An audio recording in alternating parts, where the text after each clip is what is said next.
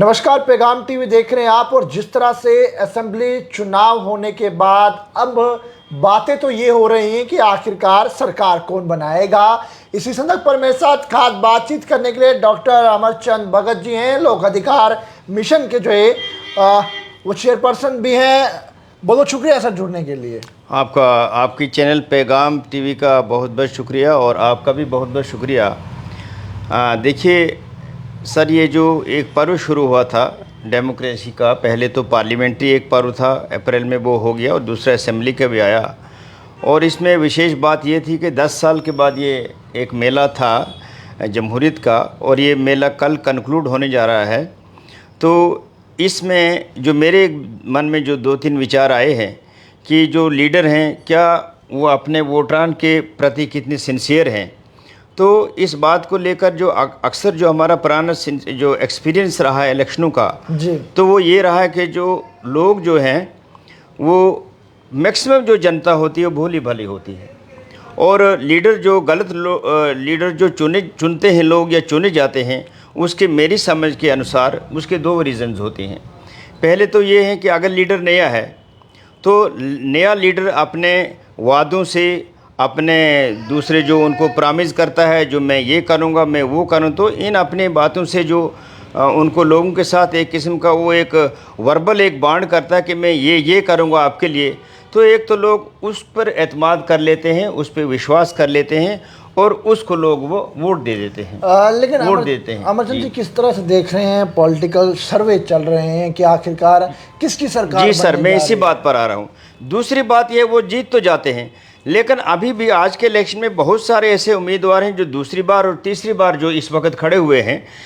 फिर उसके बाद क्या होता है कि वो उन लोगों को पता तो चल जाता है कि ये आदमी हमारे पैमाने के मुताबिक ठीक उतरा नहीं है, लेकिन अगेन वो आदमी फिर जीत जाता है। उसकी एक रीज़न है। उसकी सबसे बड़ी रीज़न है कि लोग अपनी जो ज़मीर है, अपनी जो कॉन्शियस है, उसकी परवाह ना करते हुए, अपनी ज़मीर को कम समझकर, फिर भी ये भी पता है कि ये आदमी ठीक नहीं और फिर भी उसको दोबारा वोट देते हैं।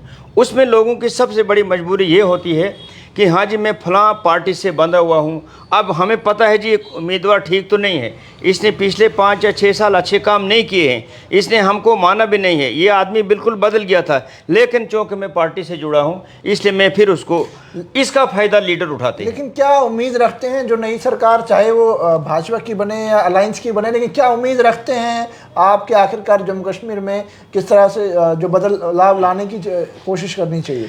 देखिए सर, इसमें ऐसा है कि अब हम अलग अलग चैनलों के जो एग्ज़िट पोल देख रहे हैं उसमें तो चीज़ें कुछ ऐसे आ रही है, लेकिन जो हमारा एक्सपीरियंस अभी रिसेंटली जो पार्लियामानी इलेक्शन हुए हैं तो उसमें खासकर विशेषकर जो जम्मू संभाग की 2 पार्लियामानी सीटें थी, तो इन सीटों के प्रति लोगों के जो विचारधारा या लोगों का जो एक अनुमान वो अलग था। और जो चैनल्स की जो एग्ज़िट पोल कुछ और था, लेकिन बाद में कुछ और निकला। जैसे एक हमारी उधमपुर वाली सीट है, उधमपुर वाली सीट में 16 अप्रैल तक कुछ और ही वेव थी कि ये हो जाएगा, फलां कैंडिडेट नहीं जीतेगा, लेकिन एक रात और एक दिन में क्या हो गया, सब कुछ बदल गया। इसी तरह बेशक आज भी यहाँ पर ये इंडिया गठबंधन और वर्सेस भाजपा के एक ये गेम जो है, कह रहे हैं कि कल ज़्यादातर इंडिया गठबंधन के हक में ही ज़्यादातर जो चैनल्स अपना एग्जिट बता रहे हैं, लेकिन इस पर भी पूरा विश्वास किया भी जा सकता, नहीं भी किया जा सकता, क्या पता सारा कुछ चीज़ें ये आंकड़े बदल जाएँ, तो इसका भी कोई पता नहीं है। लेकिन जहाँ तक इनकी सरकारों का सवाल है, ये लोग जो आने वाले हैं तो इनके रिकॉर्ड उतने ठीक नहीं हैं। हाँ, हमें इनको जो मेरे मन में एक चीज़ आती है कि जो पानी की बात, बिजली की बात, घरों की बात, सड़कों की बात, इसको छोड़कर इस वक्त जो सबसे बड़ी जो एक जनरेशन तबाह हो गई है वो हो गई है हमारे बेरोज़गार नौजवानों की, खासकर जम्मू कश्मीर में। और जो हमारी बेरोज़गारी की शरह है वो सबसे बड़ी है यहाँ पर जम्मू कश्मीर में, एक रिकॉर्ड है। और मैं कहता हूँ इस आने वाले 5 सालों में अगर ये सरकार टिक गई तो हम तो यही दुआ करेंगे कि ये सरकार टिक जाए। कल कैसा जोड़ तोड़ होगा ये भी कोई अभी पूरा क्लियर नहीं है। और अगर ये सरकार टिक गई, मैं कहता हूँ सारे कामों को छोड़कर ये लोग सिर्फ एक ही चीज़, ये रोज़गारी का काम करें, क्योंकि बहुत सारे जो प्रत्याशी थे, जो उम्मीदवार थे, उन्होंने नौकरी और रोज़गार की बात उतनी ज़्यादा की नहीं है, उनने महंगाई की कोई बात की नहीं है।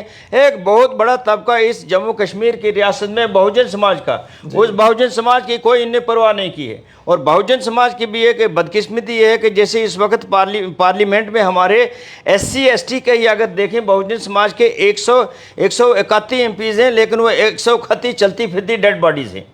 उनका पता नहीं है मास हुआ 1 या 2 MP वहाँ हम देखते हैं पार्लियामेंट में जो बोलता है, क्योंकि उनको उन पर बंदिश होती है पार्टी की।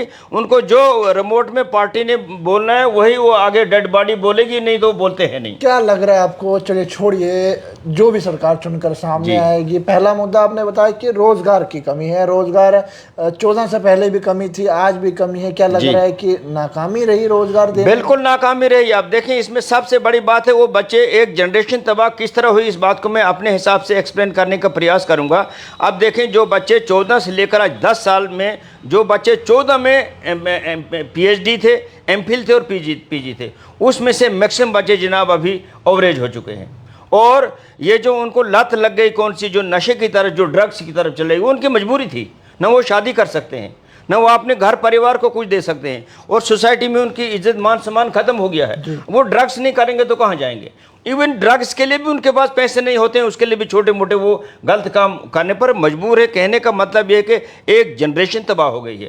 अब जो भी सरकार कल बन जाती है, उसे हमारे सब लोगों की, ये जो मैंने भी, मेरे साथ भी लोगों को एक संपर्क रहता है, हम यही उनके साथ एक उम्मीद लगाएंगे कि सबसे पहला काम वो रोज़गारों को करे। जो लड़के, जो लड़कियां, जो बच्चे इस वक्त ओवरेज हो चुके हैं, उनके लिए कोई स्पेशल वो इकदाम करें, उनको रिलैक्सेशन दें, उनको फिर मौका दें, और सबसे पहले यही काम करें कि उनको कोई ना कोई रोज़गार मिल जाए। बहुत शुक्रिया बातचीत करने के लिए। आखिरकार इंतज़ार सभी को था कि जम्मू कश्मीर में अब किसकी सरकार बनने वाली है।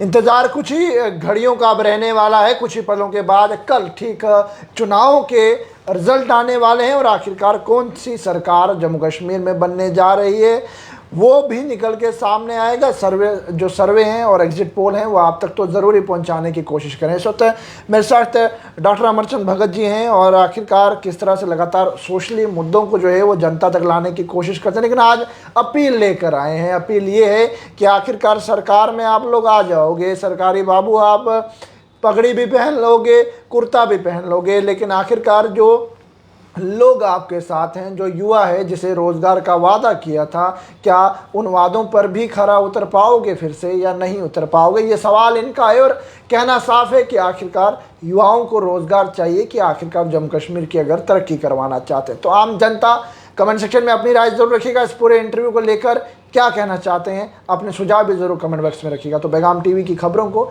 यूं ही फॉलो, लाइक, शेयर करना ना भूलिएगा। वीडियो जर्नलिस्ट राजवीर के साथ जम्मू।